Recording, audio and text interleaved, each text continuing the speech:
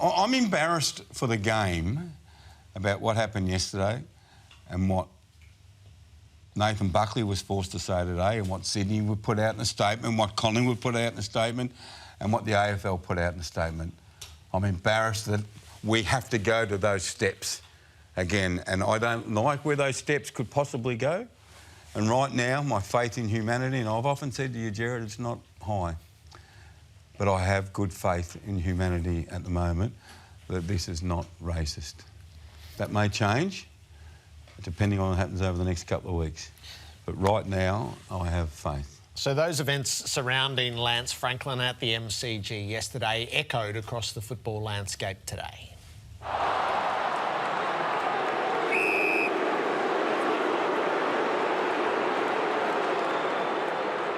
I love the Collingwood faithful, but I got a message. Your team is the toast of the town, and they're handling themselves on and off the field with class and poise. So let's try and fall into line on the other side of the fence. At best, it was a begrudging acknowledgement of the sustained brilliance Franklin has brought against Collingwood, and at worst, it's ignorance and bigotry. You're not in the hearts and minds of anyone that chooses to boo, so I'm not here to tell anyone what anyone's intent is, but I just think that it can be misread, it can be misconstrued, and I just don't think it was appropriate or respectful for a champion of the game. I think there's a bit of tall poppy syndrome with any champion of the game, but there's been, Papley was, I think, given a bit of a reception yesterday as well, not quite as much as Lance Franklin. It certainly wasn't after the start. There was a bit of to and fro in the game, and I can understand all that, but Jason Horne-Francis has copped it.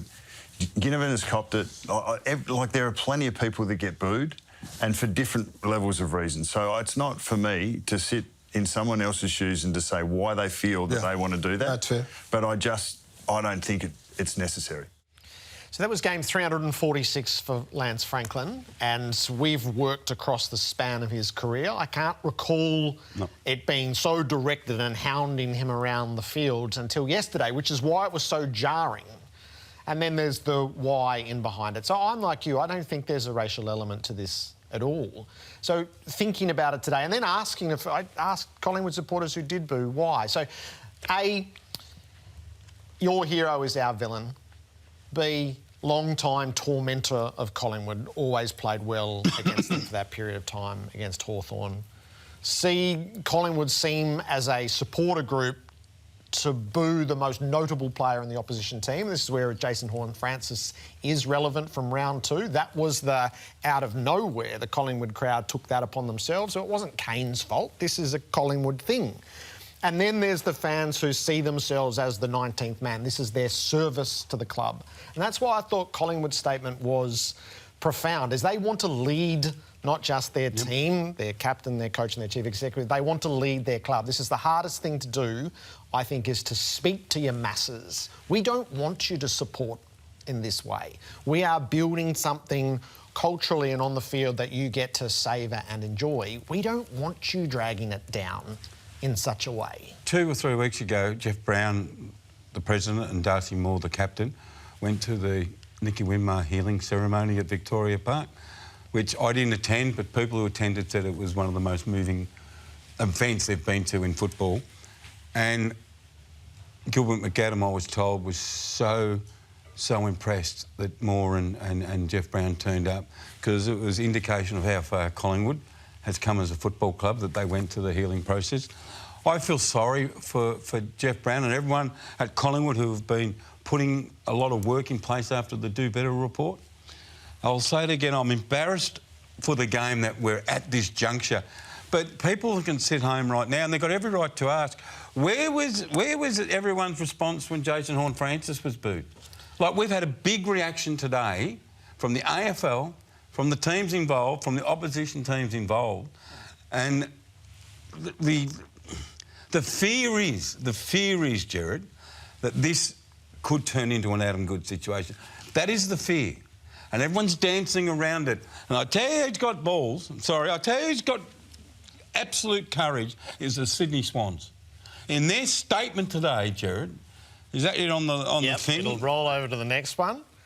We have been here before, and sadly it seems some people have not learned from the past. That is other than the sorry from Collingwood, or a plus added to that, that is the most profound statement of all the statements today. We have been here before, and everyone is sitting here going, let's not go there again. That aside, this guy has given so much joy to football. Yeah.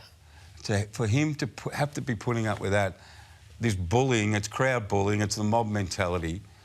It's something that I don't understand. Yeah, so Ross Lyon called it out as the mob mentality, and we have had a constant conversation around Horne-Francis. So it has been there, and trying to decipher the why. And it not the ended officialdom like this. No, but I think what you identify as the fear is that Lance Franklin's last 16 games would now be played in this environment because of what happened is the Collingwood fans booed Horne-Francis and the other sheep thought, oh, so that's what we're doing. You go, no, just leave that to them. I don't understand it. They don't have a dog in that fight. The history with Lance Franklin it's a glorious Franklin history. The last time he played against them at the MCG was the hurdle goal. Anyway, so the AFL landed as we don't accept excessive booing as part of the game. So I felt like there were 3 threads. Each statement was a different... They're coming at it in different ways. So Collingwood was hey, park the boorish behaviour. That's not what we want modern Collingwood to be. Sydney was hinting at the sinister lessons of the past and the motives there. And I thought the AFL was, do we really want the game to be marred by this? That the image to the world is that we hound the key figures within the game around the field on a day. That's a pretty crook image. Yeah, I don't think we're alone in AFL of having its stars or players getting booed at sporting events. I don't think it is. But at the hint of it being racist, at the hint of any racism, instead of just saying stop booing, the AFL have got to flex their muscle and say, I tell you what, if we think this is racism, we're going to fine the club. And then the club can deal with its fans and their members. Because we can sit there and say, don't boo.